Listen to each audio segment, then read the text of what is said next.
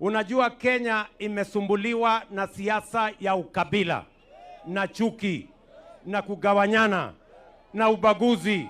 Hiyo ndio siasa mbaya inaharibu taifa letu la Kenya. Nyinyi mnanielewa?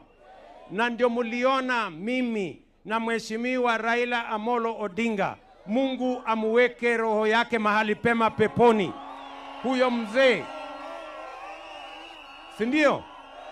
Tulikubaliana na yeye tuondoe siasa ya ukabila, tuondoe siasa ya chuki, tuondoe siasa ya migawanyiko, tuondoe siasa ya ubaguzi, tutengeneze Kenya moja ya Wakenya wote.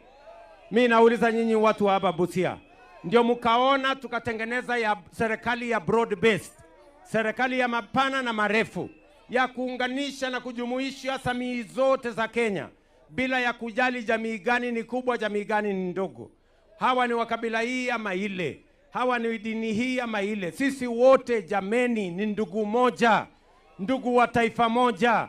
Mungu anajua ni kwa sababu gani sisi wote ni wa Kenya. Kwa hivyo tuishi pamoja, tupange maendeleo pamoja, tuondoe ukabila, tufukuze chuki, tuondoe migawanyiko, tuondoe ubaguzi, Kenya isimame iwe moja. Busia mnasemaje jameni, tuungane ama tutengane?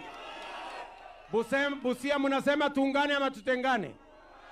Malaba mnasema tuungane? Hebu nione wala wanasema tuungane sisi wote. Busia hoye! Malaba hoye! Mnasema tuungane jameni? Na ndio mimi niko mstari ya mbele. Nimesema kwa mapenzi ya Mungu, nikiwa kiongozi wa taifa letu la Kenya, nitahakikisha hakuna sehemu ya Kenya inawachwa nyuma.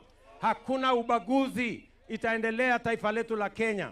Wale jamaa wa ukabila wanajaribu kutuambia hawa wako na shares kidogo, hawa wako na shares mingi, hawa hawana shares, sijui hawa hawana hii. Mimi nimesema na tulikubaliana na baba Raila Amolo Odinga ya kwamba siasa ya shares na ukabila na chuki na ubaguzi na hiyo mambo ya hasira tutafutilia mbali. Kenya ni moja, wa Kenya ni wamoja.